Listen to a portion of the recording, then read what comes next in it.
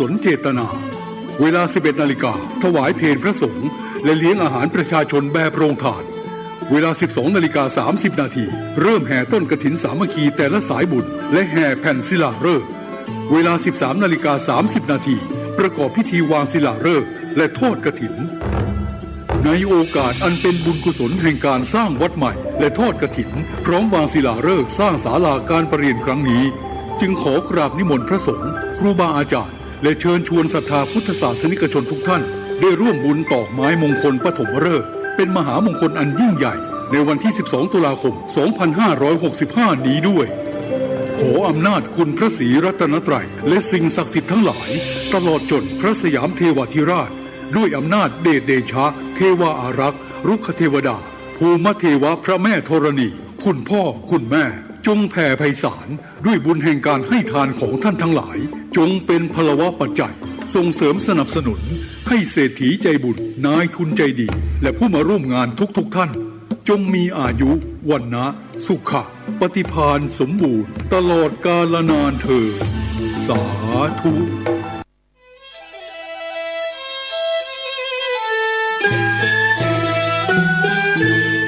ขอเชิญร่วมทำบุญทอดกฐินสามัคคี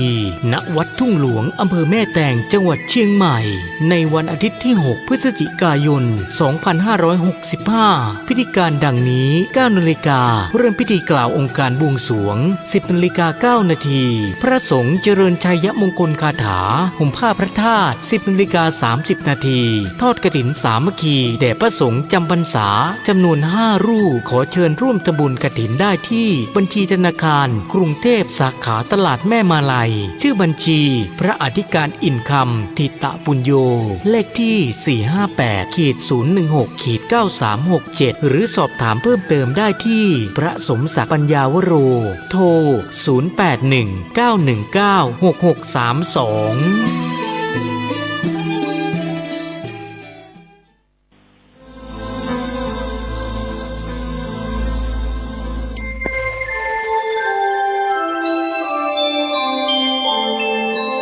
ขณะนี้ท่านกำลังฟังสถานีวิทยุกระจายเสียง FM 104.5 เมกะเฮิรตซ์บาปอกุศลที่เราจะดับให้มันหายไปได้มันดับไม่ได้แต่ถ้าเราหยุดการสร้างใหม่มันก็จะหมดไปเองเพราะเราไม่ได้สร้างเพิ่มขึ้นที่มีอยู่เราก็ใช้กรรมไปสร้างเวรสร้างกรรมอะไรมาเราก็ใช้ไปให้มันหมดแต่ว่าเราทุกคนนั้นอย่าได้สร้างกรรมใหม่สิ่งที่จะสร้างกรรมใหม่ก็คือความคิดของคนนี่แหละความคิดในปัจจุบันนี้สำคัญมากเฝ้าระวังความคิดมันซักฟอกความคิดในปัจจุบันนี้ให้เกิดเป็นความคิดที่ฉลาดและที่สะอาดในเบื้องต้นขอเจริญสุขญาติโยมท่านสาธุชนผู้ฟังทั้งหลายทุกท่านทุกคนต่อไปนี้ขอให้ญาติให้โยมได้ตั้งจิตตั้งใจตั้งมั่นเป็นสมาธิรับฟังธรรมะในรายการธรรมะก่อนนอนจากอาตมาภาพตัวเจ้าวัดหนองตองหางดงจังหวัดเชียงใหม่ที่มาออกรายการณทางสถานีวิทยุเผยแผ่ธรรมจริยธรรมศีลธรรมในคลื่น 104.50 ณ ที่วัดฝายหินอำเภอเมืองจังหวัดเชียงใหม่ อยากให้ญาติให้โยมท่านทั้งหลาย ได้สงบกายสงบวาจาและสงบจิตใจตั้งจิตตั้งใจให้เป็นสมาธิตั้งมั่นไม่มีอารมณ์หวั่นไหวที่จะนำเรากวัดแกว่งไปตามอารมณ์นั้นๆเพราะการฟังธรรมะนั้นญาติโยมถ้าขาดสติขาดสมาธิมันก็มักไม่ค่อยได้ผลญาติโยมบางท่านบางคนนั้นจิตใจหวั่นไหวอยู่ตลอดเดี๋ยวก็ลุกไปโน่นลุกไปนี่เดี๋ยวก็มีคนมาเรียกมาร้องบางครั้งสายตาเหลือบเห็นอะไรที่ไม่พึงพอใจไม่ถูกใจก็ลุกไปเดือดไปด่าไปว่ากล่าวต่างๆนานานี่ก็แสดงว่าจิตใจของเรานั้นมันไม่มั่นคงมันไม่ดำรงอยู่กับที่มันหวั่นไหวไปตามกระแสของอารมณ์ไม่ว่าในรูปในเสียงในกลิ่นในรสในการสัมผัสถูกต้องและธรรมารมณ์ต่างๆที่มันเกิดขึ้นถ้าเราขาดสตินิญาติโยมสิ่งที่เราได้รู้ได้เห็นได้ยินได้ฟังที่เป็นอารมณ์ฝ่ายอกุศลมันจะชักจูงเราไปตกต่ำฉะนั้นตัวเจ้าจึงขอเมตตากับญาติกับโยมว่าการฟังเทศน์จะได้ผลนั้นต้องสงบกายสงบวาจาสงบใจเพราะเบื้องต้นนั้นได้บอกว่าบาปอกุศลจะดับได้ให้มันหายไปนั้นมันดับไม่ได้เช่นว่าความโลภความโกรธและความหลงโลภอยากจะได้นั่นอยากจะได้นี้โลภโกงเอาของคนอื่น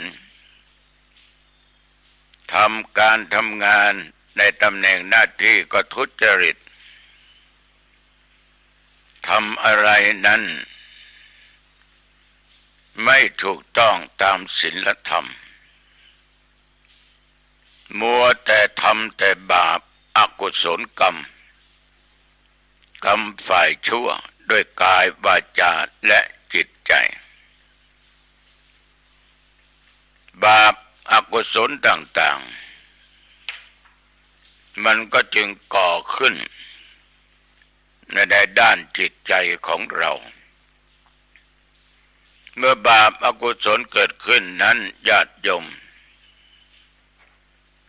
จิตใจก็มัวหมองเศร้าหมองไม่ผ่องแผ้วคนที่ใจที่มัวหมองเศร้าหมองนั้นมักอยู่ไม่เป็นสุขทุรนทุรายเพราะมันกวัดแกว่งไปตามความอยากได้ตามความโลภยิ่งความโกรธเข้าครอบงำก็สร้างเจ้ากรรมนายเวรไว้แก่ตัวเองเกิดความล้างผลาญกันขึ้นได้เพราะตัวแห่งความโกรธตัวแห่งความหลงนั้น ก็ทำให้ถึงความหายนะได้จิตใจตกต่ำได้เศร้าหมองได้เพราะหลงในรูปหลงในเสียงหลงในกลิ่น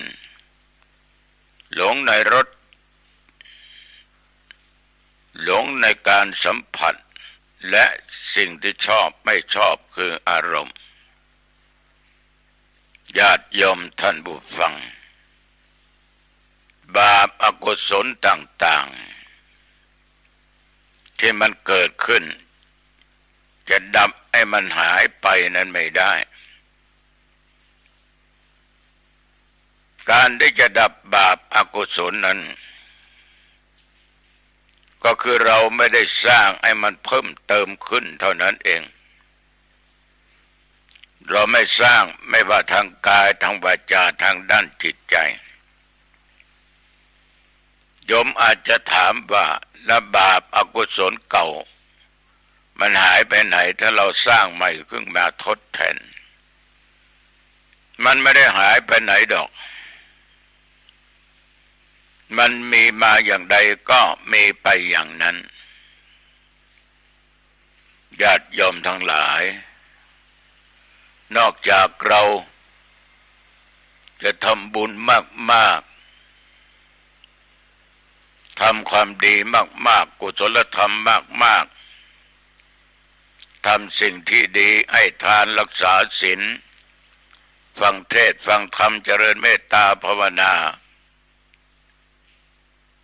ไม่ตกอยู่ในรูปเสียงกลิ่นรสการสัมผัสและอารมณ์ต่าง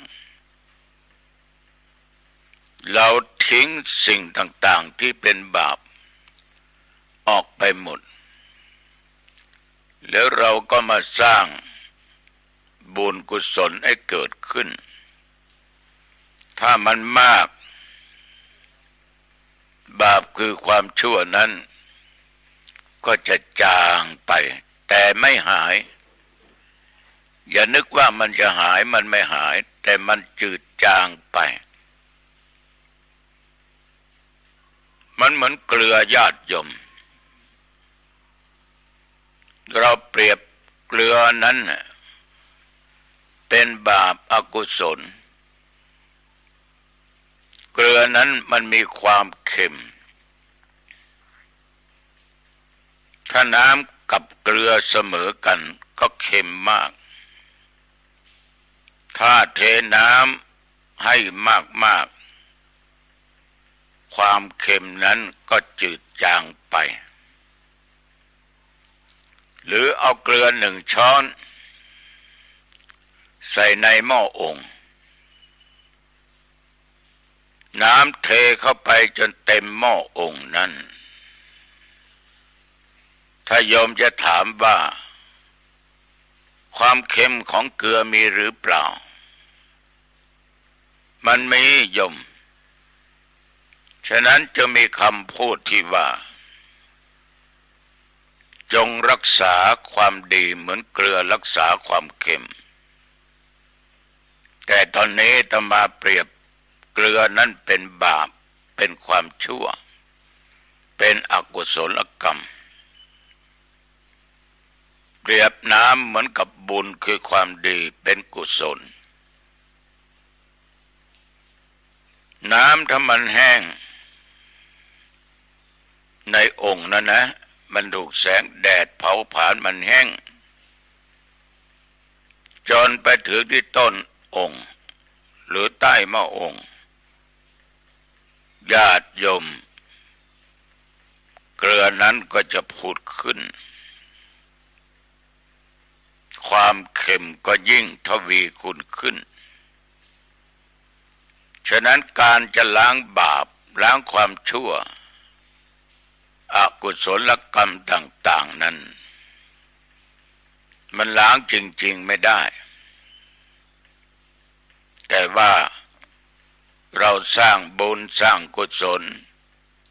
ให้มันมากจนมันไม่สามารถ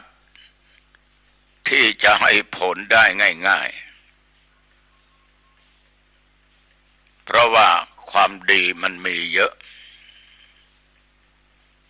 ก็ไม่แน่นะญาติโยมนะอาตมาเคยเล่าสู่ญาติโยมฟังบ่อยวันนี้ขอซ้ำอีกฟังซ้ำอีกนะฟังซ้ำนะคือเมื่อปี 2548อาตมาประเทศแล้วก็จะกลับวัดหนองตองก็เหลืออีกประมาณ2 กิโลกว่าเท่านั้นจะถึงวัดระหว่างที่เดินทางกลับวัดนั้นก็ได้ประสบอุบัติเหตุรถที่อาตมาภาพนั่งมากับคนขับนั้นก็มาตามปกติฝนมันตกเล็กน้อยเราก็ไม่ประมาทขับรถไม่เร็วมาถึงที่โค้งแห่งหนึ่งก็มีรถยนต์ปิกอัพแต่ว่าใหญ่มากวิ่งมาจากงานปอยหลวงในเขตตำบลหนองตองจนมาถึงหมู่บ้านศพหารนั้นรถคันนั้นเสียหลักซ้ายทีขวาทีซ้ายทีขวาทีเกือบจะไปชนกับเสาไฟฟ้าแต่คนขับก็หักรถมาชนกับรถที่อาตมานั่งเสียงดังสนั่นลั่นชาวบ้านที่อยู่ใกล้ก็แตกตื่นกันมาดูผลปรากฏว่าคนขับปลอดภัยไม่เจ็บอะไรมากแต่อาตมาเป็นตุเจ้าเนี่ยเผยแผ่ธรรมมามากรักษาศีลแสดงธรรมะปฏิบัติธรรมรถชนที่นั้นขาหักถึง2 ท่อนแล้วก็จำเป็นต้องไปพักตัวรักษาที่โรงพยาบาลเชียงใหม่ได้20 กว่าวันก็เดินได้ตามปกติโยมสาเหตุนั้นคือเราสร้างบาปอกุศลขึ้นแก่ตัวเราสมัยนั้นจำได้ว่าอายุได้9 ขวบ 9 ปีเรียนอยู่ชั้นประถมปีที่ 1 ที่ 2ที่โรงเรียนบ้านอ้อยตำบลห้วยทรายอำเภอแม่ริมจังหวัดเชียงใหม่อาตมาเป็นคนแม่ริมโดยกำเนิดนะเกิดที่บ้านอ้อยตำบลห้วยทรายบวชอยู่ใต้ร่มผ้ากสาวพัสเวลา9 ขวบนั้นยังไม่ได้บวชยิงนกเอี้ยงนกมันตกลงมาแต่มาวิ่งจะไปเอานกเอี้ยงตัวนั้นไปหลกขน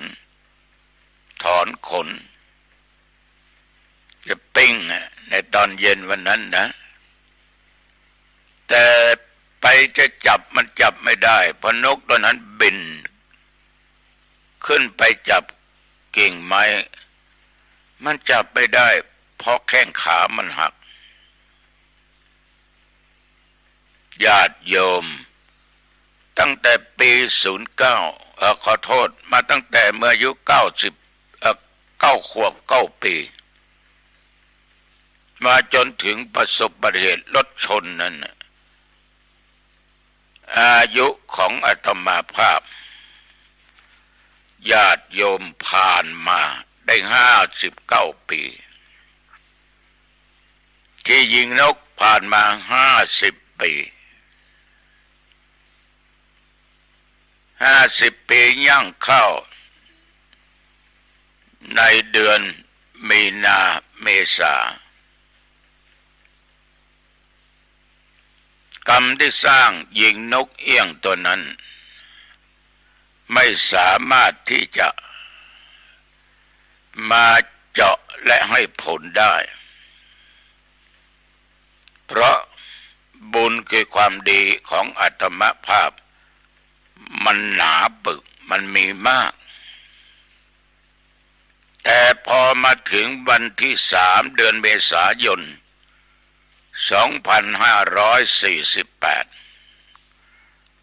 โอ้บุญคงจะบางไปหน่อย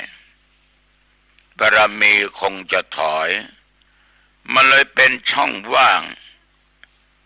ให้อกุศลกรรมบาปตัวนั้นที่ยิงนกนั่นให้รถคันนั้นมาชนรถอาตมาภาพจนขาหักรถชนอาตมาภาพขาหักจิตใต้สำนึกของอาตมาภาพรู้ทันทีว่านี่คือบาปกรรมตัวกรรมตัวเวรที่ได้ยิงนกเอี้ยงพูดมาว่านี่กรรมนกเอี้ยงมันให้ผลแล้วทั้งที่เราก็ขอโทษขอโพยกันมาตลอดแผ่เมตตาไปให้ตลอดญาติโยมคนขับไม่เป็นไรแต่ตุขาหักเพราะนกเอี้ยงตัวนั้นมันขาหักแล้วคนที่ขับรถมาชนนั้นจะมานึกเสมอว่าต้องเป็นนกเอี้ยงตัวนั้นเพราะโยมที่ขับรถคันนั้นอายุได้37 ปีบ้านเดิมอยู่ต่างจังหวัดมาค้าขายที่จังหวัดเชียงใหม่ปลูกบ้านซื้อที่จังหวัดเชียงใหม่ก็ขายอาหารการกินนี่แหละขนาดไปเกิดที่ต่างจังหวัดนะยังกลับมาญาติโยมกรรมนี้บาปอกุศลนี้มันไม่ได้เจือจางไม่ได้หายไปไหนมันคอยที่จะให้ผลนะเหมือนญาติโยมบางท่านบางคนเนี่ยถูกรถชนขาหักบางคนนั้นถูกตัดแข้งตัดขาเกี่ยวกับโรคอื่นๆบางคนถูกผ่าท้องบางคนนั้นต้องเจาะหัวนั่นน่ะคือเป็นบาปอกุศลที่เราสร้างไว้บางคนบางท่านอยู่มาจนอายุ60-70เวรกรรมต่างๆที่เราสร้างก็มาให้ผลถ้าชาตินี้ภพนี้มันไม่สามารถจะให้ผลได้ภพต่อไปชาติต่อไปมันจะต้องได้รับผลอย่างแน่นอนญาติโยมแต่ว่าเรารู้ว่าเราสร้างบาปอกุศลมากถ้าเราจะดับสิ่งเหล่านี้อาตมาบอกว่ามันดับไม่ได้ล้างให้หมดไม่ได้มีอย่างเดียวคือทำกุศลกรรมกรรมฝ่ายดีนั้นให้มากยิ่งกว่ากรรมฝ่ายชั่วคือสร้างกุศลคุณงามความดีเยอะๆมีให้ทานรักษาศีลแล้วก็ฟังเทศน์ฟังธรรมปฏิบัติธรรมะเจริญวิปัสสนากรรมฐานก็สามารถที่จะเป็นเกราะคุ้มครองเราได้แต่ต้องสร้างให้มากกว่าการสร้างบาปสร้างกรรมที่ไม่ดีเนี่ยโยมทั้งหลายเราจะเห็นได้ว่าบางคนเกิดมาชาตินี้ทุกข์ยากอับจน ไม่มีทรัพย์สมบัติสักเท่าไหร่หาเช้ากินค่ำอยู่ตลอดเวลาแต่ไม่ค่อยเจ็บป่วยอะไรให้มากถึงจะเจ็บจะป่วยก็นิดหน่อยทานยากินยาก็หายแต่คนบางคนเกิดมาชาตินี้ร่ำรวยมั่งมีสีสุขมีเงินมีทองมีข้าวมีของมีสมบัติมียศมีตำแหน่งหน้าที่ที่อยู่ที่อาศัยก็ดีเดี๋ยวเข้าโรงพยาบาลเดี๋ยวออกจากโรงพยาบาลประสบอุบัติเหตุบางทีแข้งขาเสียไปบางคนนอนติดเตียงไปไหนมาไหนไม่ได้จะขับจะถ่ายก็แสนลำบากจะกินจะอะไรก็ลำบากทั้งที่มีเงินแต่ลำบากนั่นเพราะอกุศลกรรมที่เราสร้างไว้แต่เราก็เป็นผู้ใจบุญเราให้ทานรักษาศีลอยู่ตลอดเวลาดิตชาติแต่เราสร้างกรรมไว้เยอะมันรอโอกาสจังหวะเมื่อไรมันก็ให้ผลตอนนั้นญาติโยมท่านผู้ฟังทั้งหลายเรื่องที่เราจะล้างบาปมันเป็นไปไม่ได้เหมือนบางแห่งบางที่นี่ไม่ว่าบ้านหนองตองบ้านไหนก็ตามนะเวลามีงานศพงานขาวดำเนี่ยญาติพี่น้องที่ตายจากไปคนที่มีชีวิตอยู่เขาก็จะจัดครัวจัดทำกรรมวาจามีบาตรมีตุงเหล็กตุงตองนอกจากนั้นมีหมอนมีเสื่อมีสาดมีผ้าห่มหม้อนึ่งไหข้าวเขาบอกว่าครัวกรรมจะได้ถวายอุทิศส่วนกุศลแก่คนตายบางคนก็พูดไปตามเขาพูดว่าทานกรรมคือว่าถวายทานกรรมกรรมคือการกระทำที่เราสร้างมานั้นโยมทั้งหลายไม่สามารถจะส่งให้ใครได้จะเอาไปถวายให้ทุกเจ้าหนองตองก็ถวายไม่ได้ให้หลวงพี่หลวงพ่อก็ไม่ได้ไม่ว่ากรรมดีและกรรมชั่วเราสร้างแล้วจะยกคนโน้นยกคนนี้เป็นไปไม่ได้พอออกไม่ออกญาติโยมทั้งหลายบางคนบอกว่าตัดกรรมมันตัดไม่ได้มีสิ่งเดียวจะตัดกรรมได้แต่กรรมที่สร้างไม่ดีมันไม่หมดนั่นคือสร้างความดีเท่านั้นเองสร้างให้เยอะๆฉะนั้นการที่ญาติโยมได้ตกแต่งวัตถุไทยธรรมต่างๆนั้นก็เป็นการสร้างบุญสร้างกุศลให้แก่คนที่ตายไปหรือจะพูดกันอีกแนวหนึ่งก็คือทดแทนบางทีคนที่ตายนั้นญาติโยมได้หยิบเอาของวัดของวาไปใช้แล้วเอาไปเสียได้กินของวัดของวานี่ญาติโยมไปวัดบางคนเนี่ยไม่คิดอะไรนะตัวเจ้าไม่ได้อนุญาตก็ไปทานโน่นทานนี่หยิบเอาโน่นหยิบเอานี่หน้านี้หน้าถวายทานสลากพัดโอ้ญาติโยม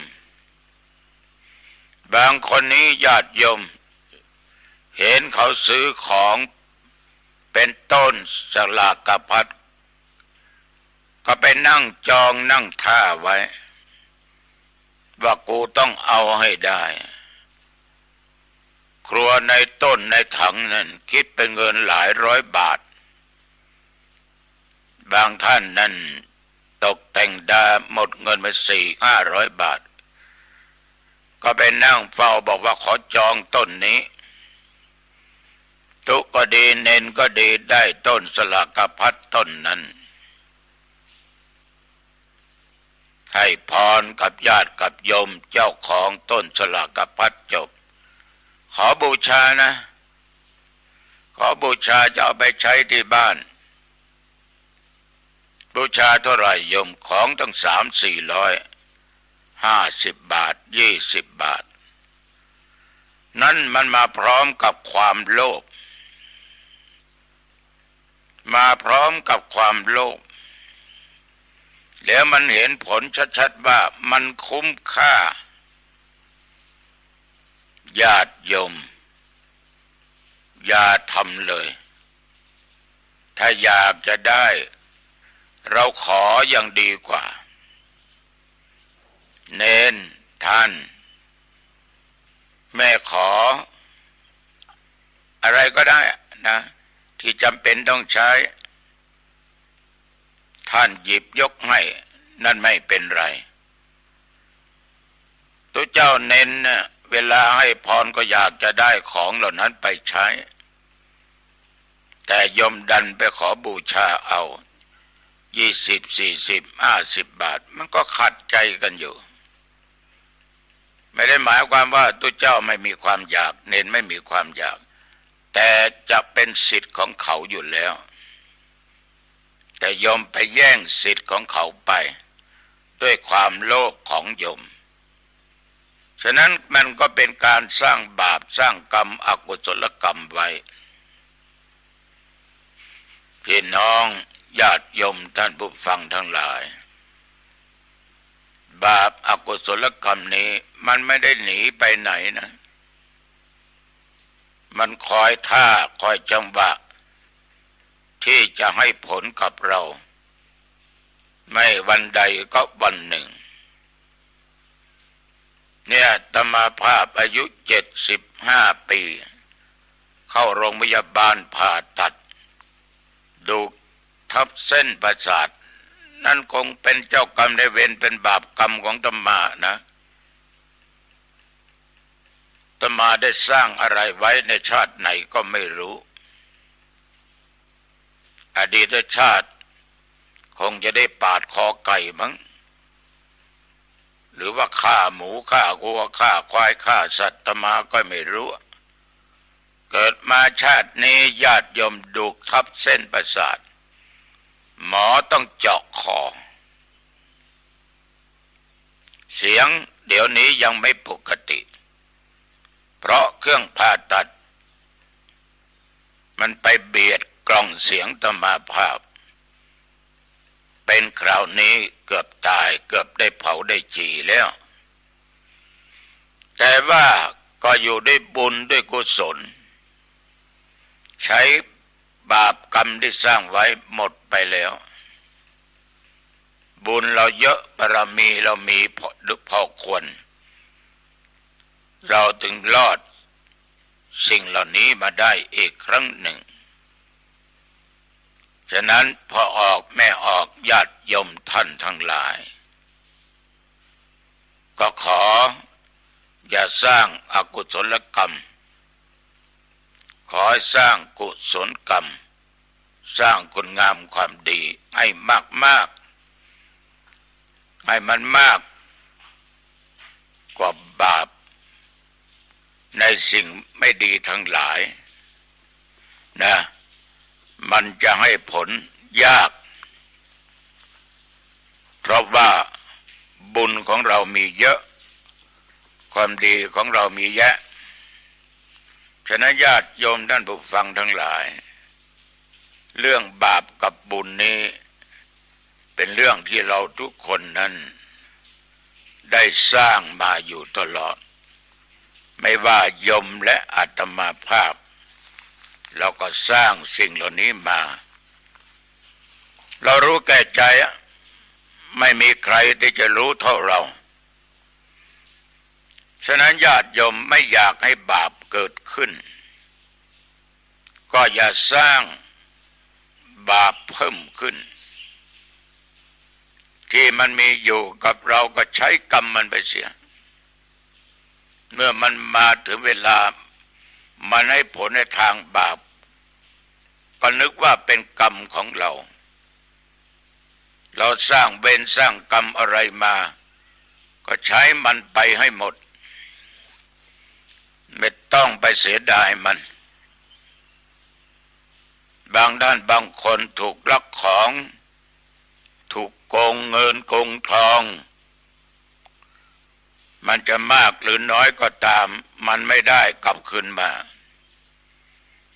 โยมก็ต้องคิดว่าใช้กรรมใช้เวรเสียในอดีตชาติไหนก็ไม่รู้เราคงจะไปยืมของเขาแล้วไม่เอาไปคืนให้เขาเอาของเขามาก็ไม่คืนให้เขาหรือไปหยิบไปฉวยเอาของใครมาด้วยการลักการขโมยเกิดมาชาตินี้เจอของหายเจอเขาโกงนั่นแหละคือตัวเจ้ากรรมนายเวรของเราไม่ต้องไป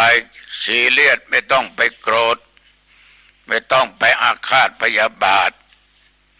ต้องให้อภัยแก่เขาถ้าได้ไปแล้วอยู่เป็นสุขก็ขอจงเป็นสุขยิ่งขึ้นไปนะอย่าได้มาเบียดเบียนแก่กันและกันแผ่เมตตาให้เขาเสียเดี๋ยวเราจะเป็นสุขคิดจะเอาคืนอยู่ตลอดเวลาคับแค้นใจอยากจะเอาคืนตลอดเวลา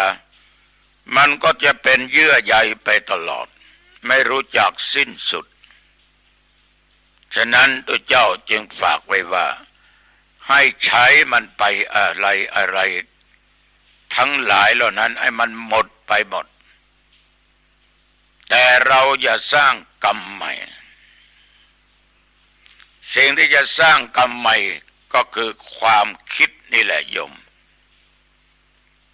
จิตเป็นนายกายเป็นบ่าว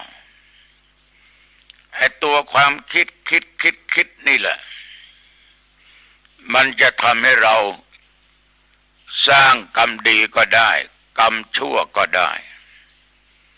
คือสร้างบาปก็ได้สร้างบุญก็ได้มันมาจากความคิดของคนเราเหมือนโยมบางท่านบางคนเนี่ยเดินไปเดินมาเห็นของเขาวางเกิดความคิดชั่วร้ายเดินเข้าไปหยิบโทรศัพท์เขาไปเสียหยิบกระเป๋าเขาไปมันเกิดจากความคิดของเราที่สร้างบาปสร้างความชั่วบางคนเห็นเขาตกทุกข์ได้ยากลำบากเห็นวัดวาศาสนาสร้างโน่นสร้างนี่เห็นตัวเจ้าหนองตองไปนั่งเทศเกิดความคิดขึ้นมากูจะบูชากันเทศเราจะช่วยท่านสร้างสิ่งนั้นสิ่งนี้จิตคิดในทางที่ดีมันก็ดีถ้าคิดในทางที่ชั่วมันก็มัวหมองเศร้าหมองเหมือนโยมบางคนไปเห็นผัวใครเมียใครหล่อจังเลยได้มาเป็นผัวเราคงจะดีก็ไปแย่งผัวเขามาก็เกิดจากความคิดโยมผู้ชายไปเห็นโยมผู้หญิงหน้าตาสะสวยงดงามโอ้ผู้หญิงคนนี้น่าจะเป็นของเราก็พยายามที่จะต้องเข้าไปหาไปจีบทั้งที่เขามีสามีอยู่แล้วเนี่ยมันเกิดจากความคิดทั้งนั้นจะด่าคนอื่นจะสรรเสริญเยินยอคนอื่นเกิดจากความคิดโยมจะด่าใครจะว่าใครก็เกิดจากความคิดญาติโยมความคิดเป็นต้นฉบับถ้าคิดไม่ดีก็เป็นบาปคิดในทางดีก็เป็นบุญกุศล ฉะนั้นความคิดในปัจจุบันเนี่ยสำคัญมากต้องเฝ้าระวังความคิดมันซักฟอกความคิดในปัจจุบันเนี่ยให้มันใสสะอาดแต่สิ่งที่จะมาซักฟอกจิตใจหรือความคิดของมนุษย์ให้ใสสะอาดได้นั้นมันไม่ได้ใช้ผงซักฟอกหรือน้ำยาเคมีอะไรสิ่งสามารถซักฟอกความคิดในทางไม่ดีให้มันใสสะอาดได้ก็คือศีลและการทำบุญให้ทานคนที่มีจิตใจเหี้ยมโหดคิดจะฆ่าคิดจะล้างผลาญจองเวรจองกรรมต้องใช้ศีลต้องใช้หลักธรรมะคนที่ไม่ทำการทำงานต้องใช้ธรรมะอุอากาสะกำจัดความชั่วร้ายมีศีลสิกขาบทที่2ไม่ลักไม่โลภเอาของคนอื่นมาเป็นของตัวตนใจคิดไปทางบาปคิดจะนอกใจผัวนอกใจเมียก็เอาหิริความละอายต่อบาปต่อกรรมต่อการกระทำโดยใช้โอตตัปปะเป็นตัวฆ่าเกรงกลัวต่อบาปต่อกรรมกลัวผลบาปผลกรรมในทางที่ชั่วกลัวตายและตกนรกอเวจีเหล่านี้เป็นต้นญาติโยมต้องใช้หลักศีลธรรมชอบพูดปดก็ใช้สัจจะคือความจริงมีสติสัมปชัญญะรู้ตลอดเวลาว่าคำพูดอันไหนถูกอันไหนผิดเหล่านี้เป็นต้นจะดื่มเหล้าจะเมายาญาติโยมทั้งหลายมันก็มาจากความคิดเราก็เว้นในสิ่งเหล่านี้ให้ไกลให้มีสติอยู่ตลอดเวลาเพราะการดื่มนั้นถ้ามันเมามันขาดสติเมื่อสติขาดความประมาทก็เกิดขึ้นไม่กลัวอะไรนะเก่งกล้าที่สุดตัวโกนี่ไม่กลัวบาปไม่กลัวกรรมไม่กลัวนรกจะทำอะไรกูก็ทำได้มันขาดสติมันตั้งอยู่ในความประมาทฉะนั้นญาติโยมท่านผู้ฟังทั้งหลายที่จะซักฟอกจิตใจให้สะอาดหมดจดได้ก็คือศีลกับธรรมะเพราะศีลแปลว่าปกติกายวาจาใจศีลเป็นข้อห้ามธรรมะเป็นข้อปฏิบัติในทางด้านจิตใจถ้าศีลบวกกับธรรมะล้างจิตใจที่สกปรกจิตใจที่มันมัวหมองเศร้าหมองที่มันเป็นบาปให้หายได้สะอาดได้แต่ไม่ได้หมายความว่าบาปกรรมที่เราสร้างมันจะหายไปหมดดังที่พูดไว้เบื้องต้นว่ามันยังมีแต่มันอ่อนตัวมันสู้กำลังของบุญไม่ได้เพราะบุญมันมีมากบาปมันมีน้อยมันสู้ไม่ได้แต่โยมอย่านึกว่าไอ้ตัวบาปมันจะถอยนะมันไม่มียอมถอยคำว่าถอยไม่มีหมดไม่มีมันดูจังหวะเวลาไหนเวลาใดนั้นตัวบุญความดีของเรามันอ่อนกำลังลงทีนี้ละเป็นจังหวะของคุณบาป ที่จะให้ผลเหมือนโยมบางท่านในบ่นนักบ่นหนาผมก็แปลกใจนะหลวงพ่อเขาทำบุญให้ทานอยู่ตลอดรักษาศีลฟังเทศน์ฟังธรรมหลวงพ่อเทศน์เขาก็ฟังนะปฏิบัติธรรมเขาก็ปฏิบัติทำไมชีวิตเขาจึงเป็นอย่างนี้เกิดโรคภัยไข้เจ็บมากอย่างนี้ถึงบางคนต้องถูกตัดแข้งตัดขาทำไมเป็นอย่างนั้นเขาก็เป็นบุคคลที่มีจิตใจโอบอ้อมอารีก็ยังมีโจรขโมยมาลักมาปล้นเอาของเขาไปอยู่ญาติโยมเราจะไปรู้ได้ยังไงว่าชาติไหนพบไหนเขาอาจจะสร้างสิ่งเหล่านี้มันก็หาโอกาสเวลาเอาคืนให้ได้เอาคืนให้ได้ญาติโยมอาตมาภาพจึงขอฝากกับญาติกับโยมลองนำไปคิดพิจารณาดูฉะนั้นการที่เราทุกคนนั้นสร้างอกุศลบาปจะดับให้มันหายไปนั้นดับไม่ได้แต่ถ้าเราหยุดการสร้างบาปใหม่อกุศลใหม่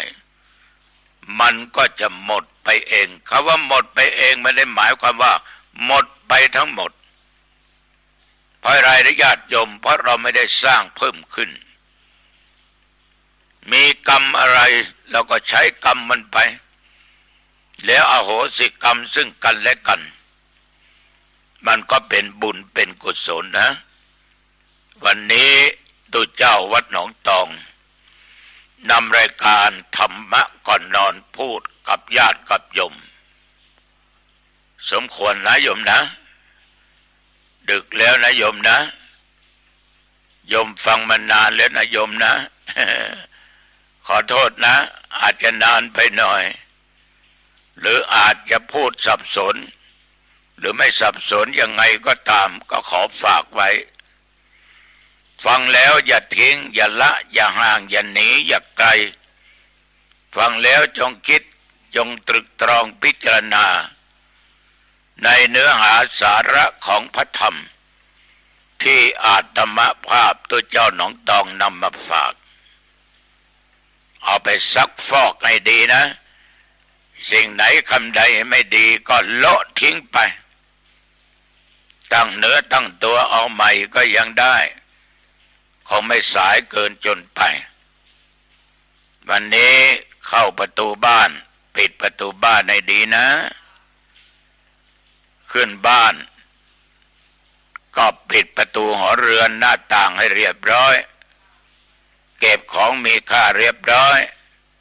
ของไหนของใดสิ่งใดจะใช้ญาติโยมก็เอาวางไว้ที่เราจะรู้จะเห็นได้ง่ายเพื่อกันลืมเข้าห้องน้ำอาบน้ำหรือจะทานข้าวเสียก่อนอาหารว่างเสียก่อนเข้าห้องน้ำอาบน้ำชำระร่างกายสิ่งสกปรกภายนอกให้มันออกไปหมดนุ่งห่มผ้าที่เราชอบเข้าห้องพระห้องนอนไหว้พระ5 หนสวดมนต์3 บทกำหนดลมหายใจเข้าออกตามโอกาสเวลาห้องพระไม่มีก็ห้องนอนนั่นแหละแล้วก็แผ่เมตตาให้แก่สรรพสัตว์เจ้ากรรมนายเวรแผ่เมตตาให้แก่เทวบุตรเทวดาเจ้าของบ้านเจ้าของเรือน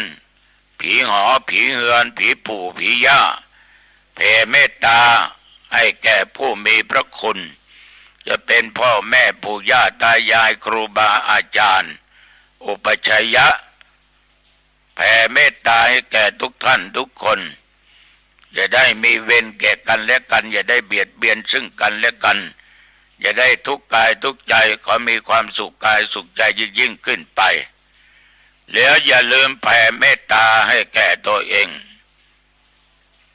สาธุข้าพเจ้าพระครูอาทรวิสุทธิคุณพร้อมกับญาติโยมท่านผู้ฟัง เกิดมาชาติไหนชาติใดพบไหนพบใดก็ตามอันว่าความทุกข์ความยากความลำบากความอดความอยากจงได้เกิดมีแก่ข้าพเจ้าจงอย่าได้เกิดมีแก่ข้าพเจ้านะเกิดมาชาติหน้าขอได้พบพระสิริยะเมตไตรแล้วโยมก็หลับสบายตื่นขึ้นมาจิตใจก็สดชื่นหน้าตาก็เบิกบานทำงานต่อไปละความโลภละความโกรธละความหลงวันนี้พอสมควรแก่เวลาอายุวันโนสุขังพลังพบกันใหม่อังคารหน้าเจริญพร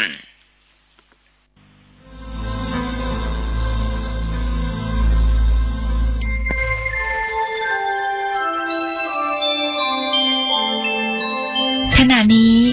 ท่านกำลังฟังสถานีวิทยุกระจายเสียง คลื่นเพื่อการศึกษาพระพุทธศาสนาและวัฒนธรรมระบบ FM